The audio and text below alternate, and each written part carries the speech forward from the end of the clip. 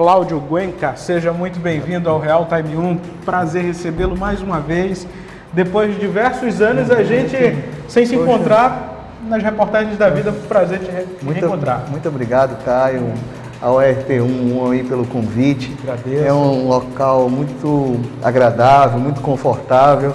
Obrigado. E parabéns aí, muito sucesso, né? Que bom para todos nós. Todos nós. Cláudio, essa aqui é a tua poltrona, você pode sentar-se nela, por favor. Fique à vontade, aqui tem uma água para você. Muito obrigado. Cláudio, eu sempre explico que é o seguinte, no momento que a gente está aqui abrindo as portas para que você participe, aquela câmera 2 lá no fundo está enquadrando a gente, você pode ver que ela é mais ampla, está mostrando o estúdio todo, mas se em algum momento você quiser falar diretamente com o internauta, a câmera 3 está à sua disposição também, mas pode olhar para mim, fique à vontade, aqui tá bom. A ideia é deixar você à vontade. Muito obrigado, estou muito bem aqui. Obrigado. Enquanto isso, roda a vinheta, por favor.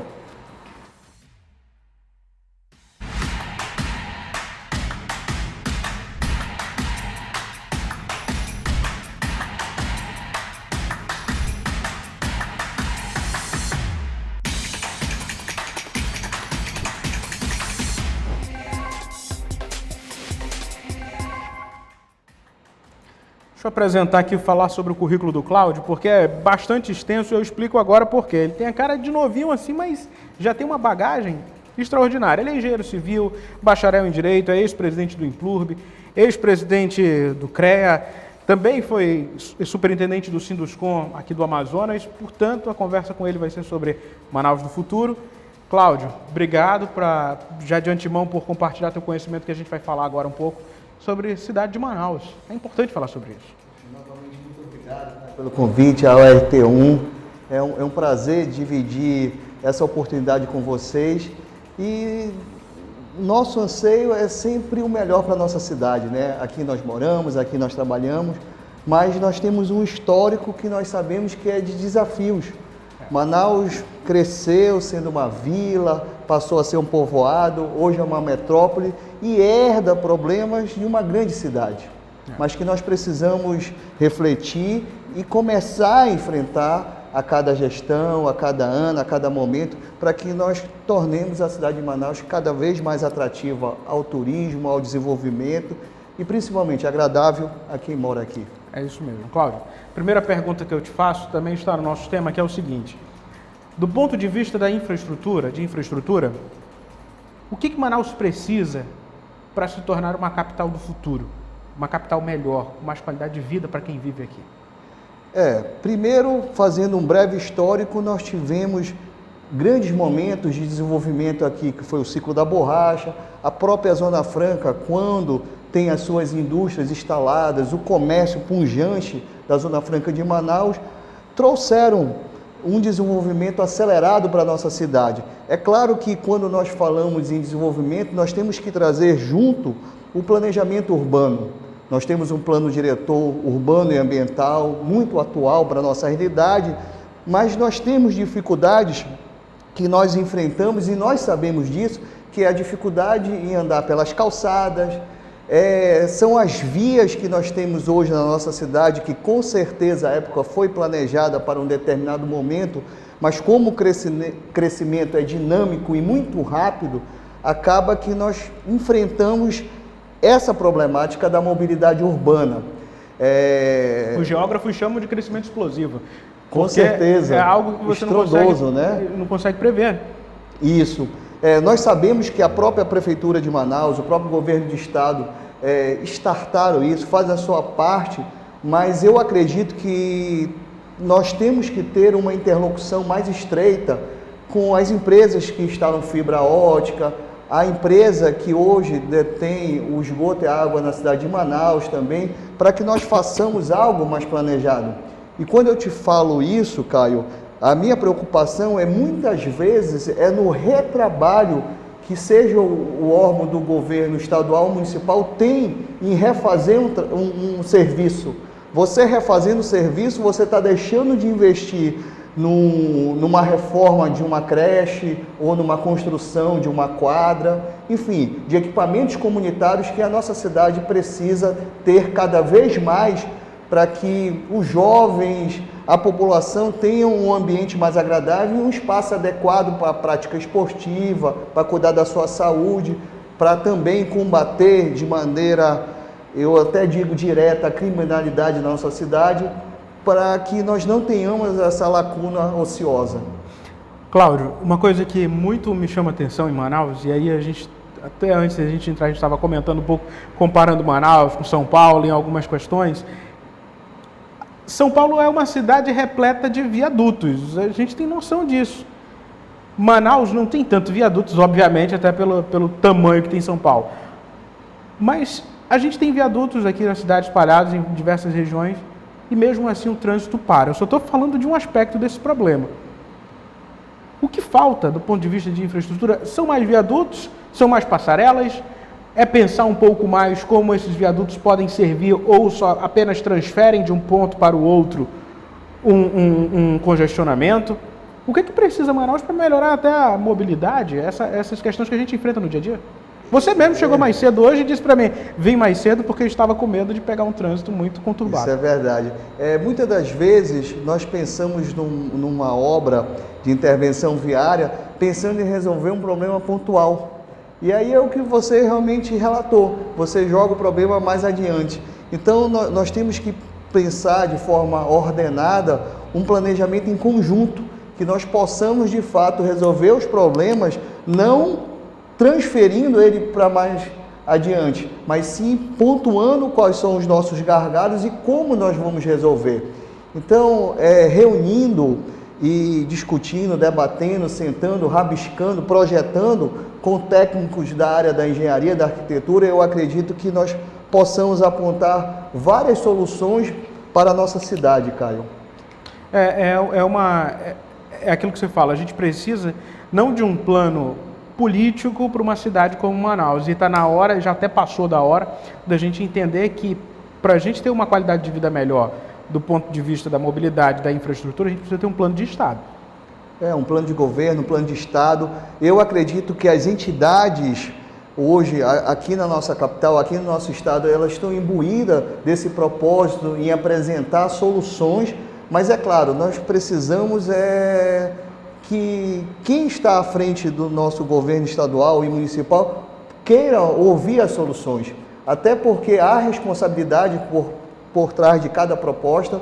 Você sabe que uma federação da indústria, um CODESE, uma ADEME, um Sinduscom, eles com certeza trabalham de forma a integrar tecnicamente suas propostas para que nós tenhamos soluções viáveis e executáveis aqui dentro da nossa cidade.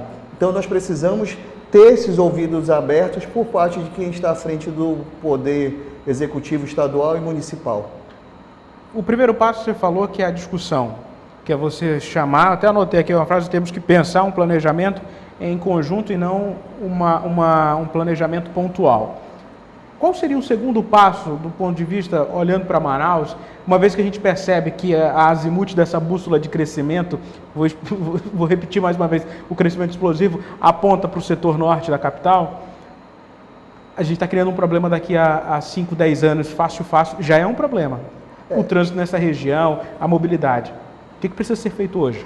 Com certeza, Caio, nós precisamos, depois de tudo bem debatido, bem discutido, colocar isso no papel, através de um projeto, através de um memorial, através de um levantamento de necessidade bem específico, porque hoje eu cito a você e aos ouvintes do RT1, um bairro planejado que nós temos, o Parque Mosaico, sim, que criou vias de ligações lá na Avenida do Futuro, pretende ligar a Estrada da Ponta Negra também, mas é um bairro que está sendo adensado lá, um bairro planejado, que é rodeado por outros bairros, como Lírio do Vale, Augusto Montenegro. Planalto, fica no Planalto, na verdade. Fica no Planalto, mas que é algo estudado, foi feito um master plan para aquela área. Você percebe que com o crescimento apontando também para aquela área, haverá rotas de escoamento e como você pode ser atendido pelos equipamentos públicos, áreas reservadas para você colocar uma UBS, uma creche, uma delegacia, para que a região seja dotada de equipamentos e atenda aquela população daquela localidade. Quem veio aqui ano passado foi Geraldo Feitosa, do INDT, e eles estão com uma unidade deles ali, atuando ali. Ou seja, eles disseram, a justificativa para atuarem ali, qual foi? Nós estamos num bairro planejado onde eu vou ter transporte coletivo, onde eu tenho rede de esgoto, eu tenho facilidade para sair dali e consigo ter equipamentos que em outras regiões eu não teria, como o próprio distrito, que é um problema histórico do ponto de vista de quem tem uma estrutura como aquela, como o INDT que ali ficava. Ou seja, os bairros que poderão surgir deveriam constar dentro de uma legislação que precisariam respeitar pelo menos o básico de tudo aquilo que foi planejado no Parque Mosaico. É verdade. Ali é um exemplo de bairro planejado, é algo que Manaus deve seguir. E aí, trazendo um pouquinho para o lado do ente público, nós temos que também fazer reflexões no sentido, vamos desapropriar uma determinada área porque as pessoas estão morando em área de risco, mas só desapropriar, talvez você enfrente vários tipos de problema, porque quem está sendo retirado daquela área não aceita o que a prefeitura ou o governo do estado quer pagar, e para o governo e para a prefeitura isso é muito que está sendo pago àquele cidadão. Mas enfim, o que eu quero dizer é que muitas das vezes você precisa fazer o reassentamento dessas pessoas, reassentar em determinado local, mas reassentar com estrutura completa, como se fosse um bairro planejado, para que isso funcione para aquela população que está sendo retirada de uma determinada área de risco. Você fala nessa questão, me lembra muito o exemplo do que o governo federal fez, aí eu vou lembrar do governo Dilma 1 e 2, na região ali do Viver Melhor. Ali foi uma construção colocada no extremo norte da cidade de Manaus, não tinha posto de saúde, não tinha escola, foi preciso o governo correr para tentar colocar esses equipamentos ali, porque não havia um planejamento prévio que dissesse, governo, eu preciso da parceria para colocar aqui, ou a prefeitura precisa de uma creche aqui. Pois é. E uma nem é suficiente. E é verdade. E você percebe que na época não tinha feira, não tinha nem transporte público, não adianta realmente, um belo exemplo, você está citando Viver Melhor, colocar as pessoas no local para morarem sem infraestrutura nenhuma. Ela não vai querer ir para lá e ficar isolada no mundo. E ficar dependendo de um transporte público para ir num ponto distante e fazer uma compra simples. Aí você permite que a marginalidade ocupe o local por conta da falta dessa infraestrutura planejada para aquele determinado momento lá de ocupação daquelas habitações. Diante disso, o centro histórico poderia ser melhor aproveitado, Cláudio? Eu acredito que o centro histórico seja uma vertente que os governos estadual e municipal devem pensar para ocupar com habitação popular e também reativação do comércio em alguns prédios públicos subutilizados ou abandonados também. Até porque você percebe que em outras capitais você já houve a ressignificação, a reentrega do centro para a população, e Manaus ainda caminha nessa direção, eu acredito, mas que precisa atuar de forma forte para que os prédios que estão subutilizados ou abandonados sejam utilizados pela população de uma forma ordenada, através de um projeto bem planejado, e que o comércio comece também a funcionar em outros horários. Porque senão você acaba, como você falou, dando espaço para a marginalidade. Eu lembro que em 2015 ou 2016, eu conversei com o Paulo Henrique, que é o presidente hoje é o Paulo Henrique também, mas é o Paulo Henrique lá do Instituto Amazônia, que fica ali na Bernardo Ramos.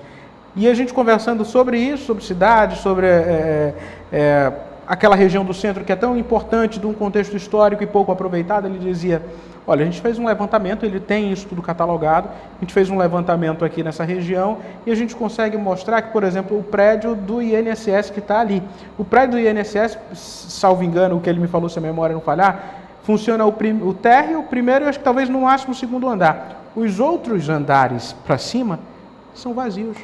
Estão vazios. São equipamentos do governo que poderiam ser realocados, um INSS, deixar como moradia ou reaproveitar. O professor Paulo Henrique, de fato, através do Instituto Amazônia, tem esse mapeamento realizado. Você citou agora esse prédio do INSS, eu lembrei agora um prédio próximo à Associação Comercial do Amazonas, próximo à ACA, que é da antiga Receita Federal lá, também ocupado de forma desordenada.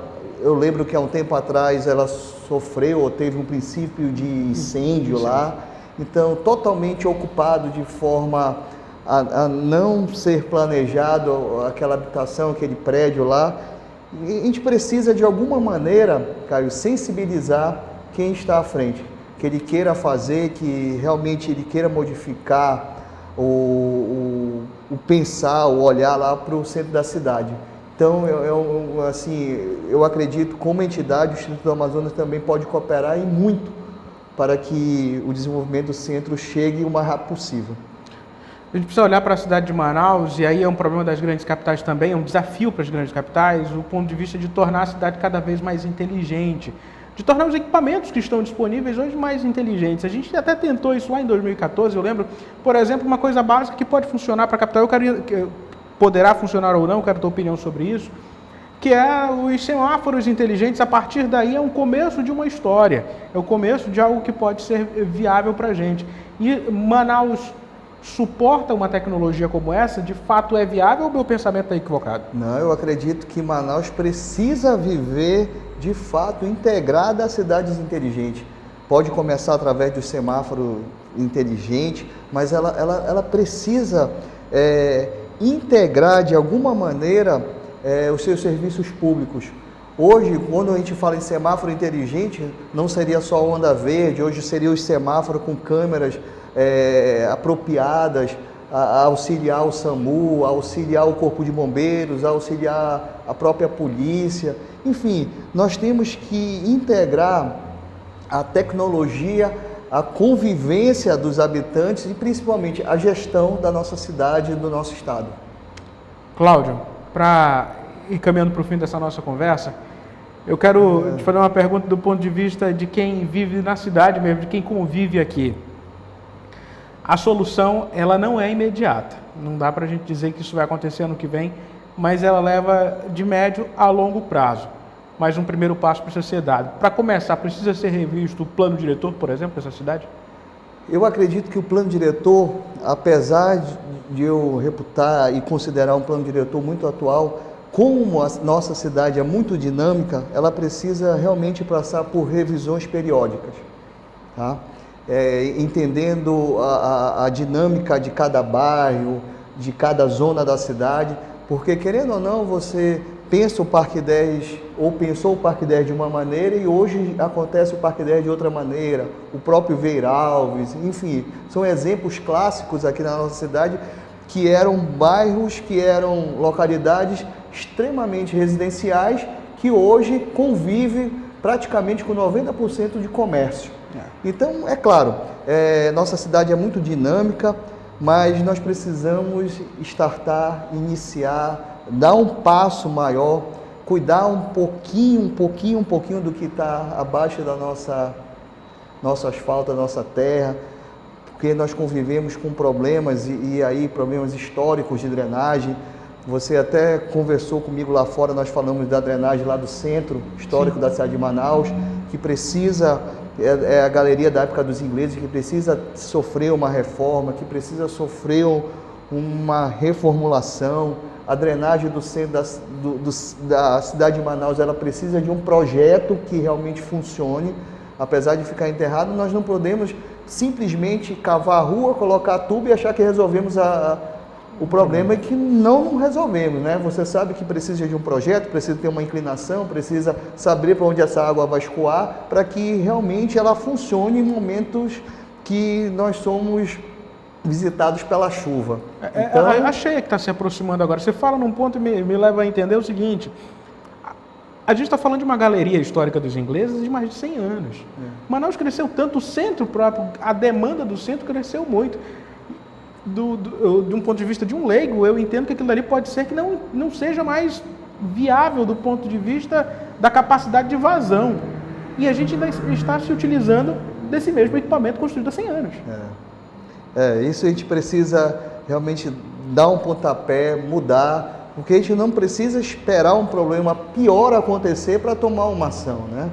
Então nós precisamos tirar do papel, colocar em prática o que é necessário e traçar prioridades para a nossa cidade, para o nosso estado, para que nós possamos ter uma evolução cada vez maior que acompanhe a dinâmica da nossa cidade. Prometo que é a última. Hoje, para finalizar, a prioridade seria transporte público, estrutura na parte da cidade, como passagens subterrâneas, ou mesmo pensar um transporte em massa nessa região de Manaus que é tão condensada? Eu imagino que um tema principal, primordial, seja de fato a mobilidade urbana. Nós temos que pensar o transporte público de forma geral, aliado a obras de infraestrutura que possam interligar as regiões e facilitar o escoamento do transporte de massa. Seja ele um transporte de massa que já houve a especulação um tempo atrás aqui na nossa cidade de se trabalhar com metrô de superfície, de se trabalhar com outros veículos de massa, um VLT, enfim. E nós temos que pensar de fato e colocar, chamar especialistas para que a gente dê um passo maior e pense a cidade como uma metrópole que mereça esse olhar mais arrojado para o desenvolvimento. Cláudio, quero te agradecer. Nosso tempo é curto, dá vontade de ficar aqui mais um bom tempo conversando com você, mas obrigado por ter reservado um tempo e ter atendido meu telefonema. Eu te agradeço. Não, eu que agradeço, Caio, o convite, a lembrança, para que eu pudesse participar do RT1 e dividir um pouquinho a nossa expectativa, o nosso sonho, o nosso anseio, para que nós continuemos a desenvolver a nossa região, a nossa cidade. Perfeito. Bom, eu conversei com o Cláudio Guenca. Eu sempre vou precisar olhar aqui para a ficha porque foram muitos cargos que ele já ocupou. Vamos lá. Foi presidente do Implurb, ex-presidente do Conselho de Engenharia e Agronomia, ex-superintendente do Sinduscom, Sindicato das Indústrias de Construção do Amazonas, é engenheiro civil e bacharel em Direito. Cláudio Guenca, aqui no Real Time 1. A você, internauta, meu muito obrigado. Curta, comente, compartilhe essa entrevista no seu grupo de WhatsApp. E não esqueça de se inscrever, é fundamental para você receber notificações das entrevistas que a gente está promovendo aqui. É só assinar o nosso canal no YouTube, o portal Real Time 1. Meu muito obrigado mesmo e até uma próxima oportunidade.